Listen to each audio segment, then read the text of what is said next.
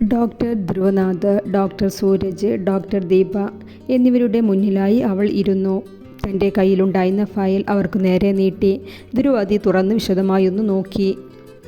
കാർത്തികേയൻ പേര് വിളിച്ചുകൊണ്ട് അവളുടെ മുഖത്തേക്ക് നോക്കി. പിന്നെ പറഞ്ഞു തുടങ്ങി. ഈ ഭാഗത്തുള്ള ഹോസ്പിറ്റൽ വർക്ക് ചെയ്യുമ്പോൾ നമ്മൾ നന്നായി ക്ഷമയുള്ളവരാവണം. ഒരു റൂറൽ ഏരിയയാണ്.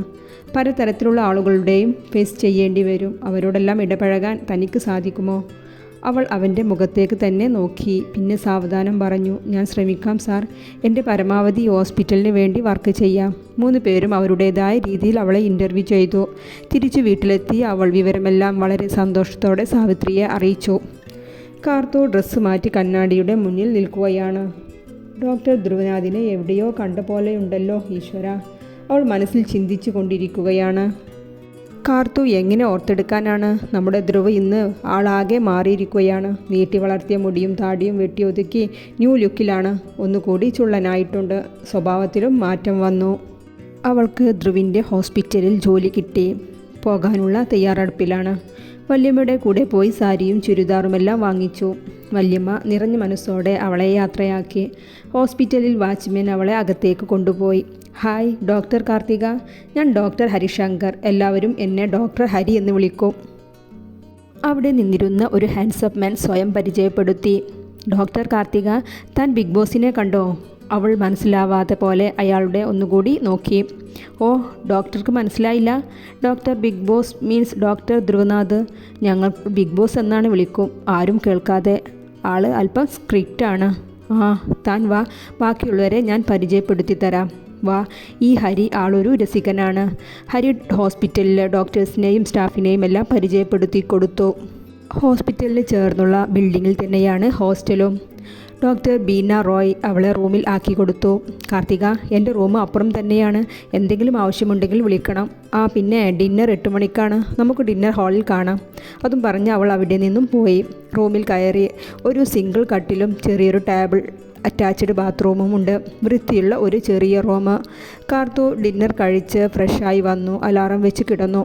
രാവിലെ നേരത്തെ എഴുന്നേറ്റ് കുളിയും കഴിഞ്ഞ് ഒരു സിമ്പിൾ സാരി എടുത്തു ചുറ്റി വാച്ചിലേക്ക് നോക്കി. 7 മണി ആയിട്ടുള്ളൂ. 9 മണിക്കാണ് OP സ്റ്റാർട്ട് ചെയ്യുന്നത്. 8:30 ബ്രേക്ക്ഫാസ്റ്റും കഴിച്ച് പോകാം എന്നും കരുതി ബെഡിൽ തലയണയും ചാരി വെച്ച് കാലും നീട്ടി ഒന്നിരുന്നു. ആൾ നന്നായി ഒന്ന് ഉറങ്ങിപ്പോയിട്ടുണ്ട്. ഞെട്ടി എഴുന്നേറ്റതും നേരം 9:10. പിന്നെ ഒന്നും നോക്കിയില്ല. ടേബിളിലുള്ള ജഗിൽ നിന്നും ഒരു ഗ്ലാസ് വെള്ളവും കുടിച്ച് ബാഗും എടുത്ത് ധൃതിയിൽ ഇറങ്ങി. ഹോസ്പിറ്റൽ പടികൾ ഓടിക്കയറ് ധൃതിയിൽ നടന്നു. ചെരുപ്പ് ഒന്ന് പിണഞ്ഞു. നേരെ പോയത് ആരുടെയോ നെഞ്ചത്തോട്ട്. പെട്ടെന്നുള്ളത് ആയതും ധ്രുവ് ബാക്കിലേക്കൊന്നു നീങ്ങി. ഒരു കൈകൊണ്ട് കാർത്തുവിൻ്റെ അരയിൽ ചുറ്റിപ്പിടിച്ച് അവളെ താങ്ങി നിർത്തി. ഒരു നിമിഷം ധ്രുവിൻ്റെ കണ്ണുകൾ അവളുടെ വലിയ നീളമുള്ള ആ കണ്ണിൽ കുരുങ്ങിപ്പോയി. പെട്ടെന്ന് ബോധം വന്നതും അവളെ നിവർത്തി നേരെ നിർത്തി. കാർത്തുവിനും ആകെ വല്ലാതെ ആയി. സോറി സാർ, ഞാൻ പെട്ടെന്ന്. അവൾ എന്തൊക്കെയോ പറയാൻ ശ്രമിക്കുന്നുണ്ട്. ഇതൊന്നും ചുറ്റി നടക്കാൻ പഠിച്ചില്ലെങ്കിൽ സിമ്പിൾ വല്ല ഡ്രസ്സും ധരിക്ക്.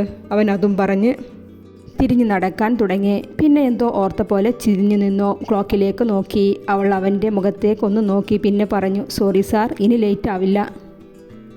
അവൻ അവളെ ഒന്ന് നോക്കി. താൻ എൻ്റെ ക്യാബിനിലോട്ട് വാ. അതും പറഞ്ഞ് അവൻ നടന്നു നീങ്ങി. കണ്ണും ഒരു മൂളിപ്പാട്ടുമായി ഹരി കാർത്തുവിൻ്റെ അടുത്തെത്തി. ഡോക്ടർ കാർത്തിക, ഇവിടെ എന്തായിരുന്നു? അവൻ 2 പുരികം ഉയർത്തി ചോദിച്ചു. അത് ഡോക്ടർ. വേണ്ട, മറുപടിയൊന്നും വേണ്ട. വേഗം ചെല്ല്. 1/2 മണിക്കൂർ ലേറ്റ് ആയതിനുള്ളത് രാവിലെ വയർ നിറച്ചിട്ട് വരൂ. അവൻ അതും പറഞ്ഞ് മൂളിപ്പാട്ടും പാടി നടന്നുപോയി. എൻ്റെ കണ്ണ, നീ എനിക്ക് ഇവിടെയും സമാധാനം തരില്ലേ? അവൾ മുകളിലേക്ക് നോക്കി പറഞ്ഞുകൊണ്ട് ധ്രുവിൻ്റെ ക്യാബിനിലോട്ട് നടന്നു. അവൾ ഡോറിൽ മുട്ടി. ക്യാബിൻ ഉള്ളിൽ നിന്നും അനുവാദം വന്നതും അവൾ അകത്തേക്ക് കയറി. ഇരിക്കോ, ചരിലേക്ക് ചൂണ്ടിക്കൊണ്ട് പറഞ്ഞു. ഡോക്ടർ കാർത്തിക, ഡോക്ടർ ഹരി ഹോസ്പിറ്റലെല്ലാം കാണിച്ചു തന്നില്ലേ? Yes doctor. ഒരു ലേഡി ഡോക്ടറുടെ കുറവിലേക്കാണ് ഡോക്ടർ കാർത്തിക വന്നിരിക്കുന്നത്. ഡോക്ടർ കാർത്തികയെ കൂടാതെ കുറച്ച് ലേഡി ഡോക്ടേഴ്സ് കൂടി ഇവിടെ ഉണ്ട്. അവർക്കെല്ലാം എക്സ്പീരിയൻസും ഉണ്ട്. ഞാൻ പറയുന്നത് തനിക്ക് മനസ്സിലാവുന്നുണ്ടോ? അവൻ ചോദ്യഭാവത്തിൽ അവളുടെ മുഖത്തേക്ക് നോക്കി. യെസ് സാർ, അതുകൊണ്ട് തന്നെ 1 മാസം എൻ്റെ അസിസ്റ്റൻ്റ് ആക്കാനാണ് ഡോക്ടർ സൂരജിൻ്റെ അഭിപ്രായം. വൈകിട്ട് റൗണ്ട്സിന് താൻ എന്നെ അസിസ്റ്റൻ്റ് ചെയ്യണം. ഓക്കെ. പിന്നെ ഹോസ്പിറ്റലിൽ കുറച്ച് റൂൾസ് ഉണ്ട്. അതെല്ലാം നിർബന്ധമായും ഫോളോ ചെയ്യണം. Okay sir. Okay, then you go. അവൻ അതും പറഞ്ഞ് തൻ്റെ സിസ്റ്റത്തിലേക്ക് നോട്ടം പായിച്ചു.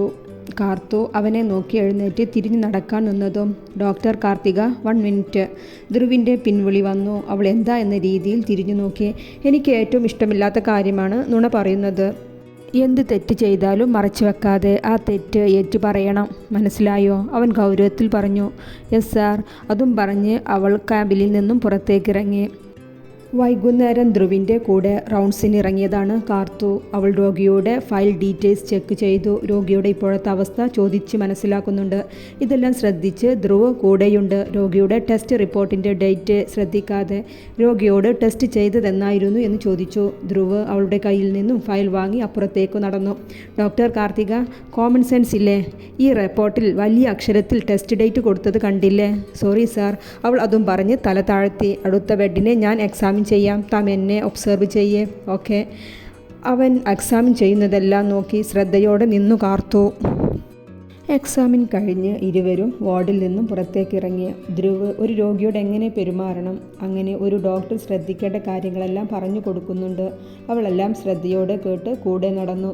ദിവസം 3-4 കഴിഞ്ഞു. ഇത്രയും ദിവസം ധ്രുവിൻ്റെ അടുത്തുനിന്ന് വഴക്ക് കേൾക്കാത്ത ഒരു ദിവസം പോലും ഉണ്ടായിട്ടില്ല. അവൾ അതെല്ലാം മിണ്ടാതെ കേട്ടുവരും. ചില കാര്യങ്ങൾ വളരെ ചെറിയതാകും, ചിലത് ഗൗരവമുള്ളതും. ഏതായാലും അവൾക്ക് ദിവസം 3 നേരം എന്ന പോലെ ധ്രുവിൻ്റെ ഇരയാണ്. കാർത്തു റെസ്റ്റ് റൂമിൽ ഇരിക്കുമ്പോഴാണ് ഹരി അങ്ങോട്ടേക്ക് കയറി വരുന്നത്. എന്താ ഡോക്ടർ കാർത്തിക ഇന്നത്തെ വിഷയം? ഈ ചടഞ്ഞുകൂടിയിരിക്കുന്നതിൻ്റെ കാരണം പറയൂ, ഞാൻ വല്ല മരുന്നും പറഞ്ഞു തരാം. അവൾ മുഖം ഒന്ന് ചുളുക്കി. പിന്നെ പറഞ്ഞു, എനിക്കൊരു ഡോക്ടർ ആവാനുള്ള കഴിവൊന്നും ഇല്ല എന്ന് തോന്നുകയാണ്. എത്ര ശ്രദ്ധിച്ചാലും എവിടെയെങ്കിലും ഒരു ഫാൾട്ട് വരും. അവൾക്ക് സങ്കടം വരുന്നുണ്ട്. കാർത്തിക, താൻ ഇപ്പോഴേ തോറ്റു പിന്മാറല്ലേ. ഇതൊക്കെ ഒരു സ്പോർട്സ്മാൻ സ്പിരിറ്റ് പോലെ എടുക്കണ്ടേ? ഒരു 1-1.5-2 വർഷം കൊണ്ട് ഡോക്ടർ ധ്രുവ് സാറ് പഠിപ്പിച്ചെടുക്കില്ലേ? അവൻ ചിരിച്ചുകൊണ്ട് പറഞ്ഞു. എനിക്ക് ഓരോ ദിവസം രാവിലെ ആകുന്നതേ പേടിയാണ്. ധ്രുവ് സാറിനെ കാണണ്ടേ എന്നോർത്ത്. കുറച്ച് കഴിയട്ടെ കാർത്തിക. പിന്നെ കാർത്തിക പറയും, ധ്രുവിനെ കാണാഞ്ഞിട്ട് എനിക്ക് ഉറക്കം വരുന്നില്ല എന്ന്. ഡോക്ടർ എന്താ ഈ പറയുന്നത്? അവൾ ഹരി പറയുന്നത് ശ്രദ്ധിച്ചതും ചോദിച്ചു. സോറി കാർത്തിക, ഞാനൊരു ജോക്ക് പറഞ്ഞതല്ലേ. എന്നാൽ ശരി ഡോക്ടർ കാർത്തിക, ഞാൻ പോവാണ്, OP ഉണ്ട്. അവൻ അതും പറഞ്ഞ് അവിടെ നിന്നും ഇറങ്ങി. പാറു ഇച്ചുട്ടനും ഒത്ത് പുറത്തേക്ക് ഇറങ്ങിയതാണ്. രണ്ടുപേരും ഫുട്ബോൾ കളിക്കുകയാണ്. ഇച്ചുട്ടൻ അവന് കഴിയുന്ന രീതിയിൽ ബോൾ എറിയുന്നുണ്ട്. പാറു അതിനൊത്ത് തിരിച്ചും അടിച്ചു കൊടുക്കുന്നുണ്ട്. കളിക്കിടയിൽ ബോൾ ദൂരെ നിന്ന് നടന്നു വരുന്ന കാർത്തുവിൻ്റെ അടുത്തേക്കെത്തി. സോറി ട്ടോ, വല്ലതും തട്ടിയോ? പാറു കാർത്തുവിൻ്റെ അടുത്തേക്ക് ഓടി വന്ന് ചോദിച്ചു. ഇല്ല ചേച്ചി, അവൾ ചിരിച്ചുകൊണ്ട് പറഞ്ഞു. കാർത്തു അവിടെയുള്ള പുല്ലിൽ ഇരുന്നു. പാറു ഇച്ചുട്ടനെയും എടുത്ത് അവളുടെ അടുത്ത് വന്നിരുന്നു. ആദ്യമായിട്ട് കാണുകയാണല്ലേ? എന്താ പേര്? പാറു കാർത്തുവിനോടായി ചോദിച്ചു. കാർത്തിക. ഞാൻ ഇവിടെ അടുത്ത് ഹോസ്പിറ്റൽ വർക്ക് ചെയ്യുകയാണ്. ഒഴിവ് ദിവസമെല്ലാം ഇവിടെ വന്നിരിക്കാറുണ്ട്. നല്ല ഭംഗിയുള്ള സ്ഥലം അല്ലേ ചേച്ചി? അവൾ എന്തോ അടുപ്പമുള്ള പോലെ പാറുവിനോട് സംസാരിച്ചു കൊണ്ടിരിക്കുകയാണ്. പാറു അവളുടെ സംസാരം കേട്ടിരുന്നു. ചേച്ചിയുടെ മോനാണോ? ഇച്ചുട്ടൻ്റെ താടിയിൽ തലോടിക്കൊണ്ട് കാർത്തു ചോദിച്ചു. അതെ. ഹായ്, എന്താ പേര്? കാർത്തു ഇച്ചുട്ടൻ്റെ താടിയിൽ കുലുക്കി ചോദിച്ചു. അവന് നാണം വന്നു. അവൻ വേഗം അമ്മയുടെ മാറിലേക്ക് മുഖം പൂഴ്ത്തിയിരുന്നു. ഇവാൻ ഗൗതം. ഇച്ചുട്ടൻ എന്ന് വിളിച്ചോ? ചേച്ചി എന്താ ചെയ്യുന്നത്? ഞാൻ ഹൗസ് വൈഫാണ്. എറണാകുളത്തായിരുന്നു ഞങ്ങൾ. കുറച്ച് വർഷമായി ഇവിടെ താമസം തുടങ്ങിയിട്ട്. അങ്ങനെ അവർ ഒരുപാട് സംസാരിച്ചിരുന്നു. ഹലോ വല്യമ്മ, വല്യമ്മയുടെ കുഞ്ഞിന് സുഖമല്ലേ? സുഖമായിരിക്കുന്നു. എന്തിനാ എൻ്റെ കുട്ടി പൈസ അയച്ചേ വല്യമ്മ? എൻ്റെ ആദ്യ ശമ്പളം എൻ്റെ വല്യമ്മക്കല്ലാതെ ആർക്ക് അയക്കാനാണ്? എനിക്ക് എൻ്റെ വല്യമ്മ അല്ലാതെ ആരാ ഉള്ളേ? എൻ്റെ കുഞ്ഞ് സന്തോഷമായിരിക്കണം കേട്ടോ. ആരോഗ്യം ശ്രദ്ധിക്കണം. ഇനി എന്നാ എൻ്റെ മോള് എങ്ങോട്ട് വരുന്നത്? വരാം വല്യമ്മ, ഒഴിവിനനുസരിച്ച് വരാം. എന്നാൽ ശരി വല്യമ്മ, വെക്കുവാണേ. സെക്ഷൻ കഴിഞ്ഞോ? അങ്ങോട്ടേക്ക് കയറി വന്ന ഡോക്ടർ ദീപയോടായി അവൾ ചോദിച്ചു. കാർത്തിക, വളരെ കോംപ്ലിക്കേറ്റഡ് ആയിരുന്നു. അമ്മയും കുഞ്ഞും സുരക്ഷിതമായി. ഈ ചെറുപ്രായത്തിലുള്ള കല്യാണവും പ്രസവവും. ഈ ഭാഗത്ത് ഇതിനെക്കുറിച്ച് ഒരു നല്ല ക്ലാസ് കൊടുക്കണം. കാർത്തിക, നിൻ്റെ വല്യമ്മ എന്ത് പറയുന്നു? വല്യമ്മക്ക് കാണാൻ തോന്നുന്നു എന്ന്. വേഗം അങ്ങോട്ടേക്ക് വരാൻ പറയാ. എന്തേ കാർത്തിക, തനിക്ക് മടുത്തോ ഇവിടുത്തെ ജോലി? ഡോക്ടർ, അവൾ ചിരിച്ചുകൊണ്ട് പറഞ്ഞു. ധ്രുവിൻ്റെ അസിസ്റ്റൻ്റായി കാർത്തു തുടർന്നുകൊണ്ടിരിക്കുകയാണ്. ചെറിയ അശ്രദ്ധ കൊണ്ട് അവർ വലിയ ആട്ട് കേട്ടുകൊണ്ട് ദിവസങ്ങൾ കഴിഞ്ഞു പോകുന്നു. അവൾ അതെല്ലാം മിണ്ടാതെ ചുണ്ടും കൂപ്പിച്ച് കേട്ടു നിൽക്കും. ദിവസങ്ങൾ പലതു കഴിഞ്ഞു. പതിവ് പോലെ അവൾ എന്നും ഇരിക്കാറുള്ള പുൽത്തകിടിൽ ഇരിക്കുകയാണ്. മുഖം ഒരു കൊട്ടക്കൊണ്ട് എന്തൊക്കെയോ പിറുപിറുക്കുന്നുമുണ്ട്. ഇത് കണ്ടുകൊണ്ടാണ് പാറു അങ്ങോട്ടേക്ക് വന്നത്. എന്താ കാര്യം? പാറു അവളുടെ അടുത്ത് വന്നിരുന്നു ചോദിച്ചു. ഒന്നുമില്ല ചേച്ചി. അവൾ അതും പറഞ്ഞ് തല താഴ്ത്തിയിരുന്നു.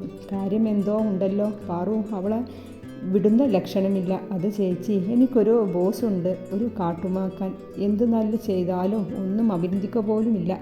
എന്തെങ്കിലും തെറ്റ് പറ്റിയാലോ കണ്ണ് പൊട്ടുന്ന ചീത്ത പറയും. അവൾ ചുണ്ട് കൂർപ്പിച്ച് പറഞ്ഞുകൊണ്ടിരിക്കുകയാണ്. പാറു ഒരു പുഞ്ചിരിയോടെ എല്ലാം കേട്ടിരുന്നു. ഒരു ഹിറ്റ്ലറെ പോലെ തോന്നും. ഹിറ്റ്ലർ മാത്രമല്ല, അയാളെപ്പോലെ ആരൊക്കെയോ ഉണ്ടോ? അതുപോലെയാണ് മിസ്റ്റർ ധ്രുവനാഥ്.